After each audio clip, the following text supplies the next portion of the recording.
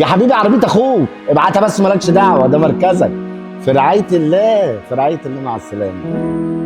ايه يا عمر، نكلمهم نحدد الميعاد؟ مالوش لزوم تعمل كده. لا ليه، ما نكلمهم لحد ما جاب. طب عندك حق، تمام. انا بس مستغرب ازاي ما كنتش شايف كل ده. على رأي المثل يا ابني، مراية الحب عمياء، والحب يخليك تتوهم في اللي بتحبه وتشوفه أحسن واحد، لكن ساعة الأزمة وقت الشدة كل حي بيبان على حقيقته، وساعتها بس هتحس إن أنت بتشوف الشخص ده أكنك بتشوفه لأول مرة في حياتك. انا زعلان على العشم اللي اتعشمته في الشخص ده يا حاج والله.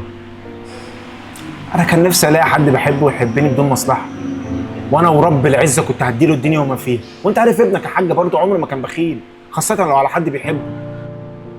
بس مش عارف حظي ماله.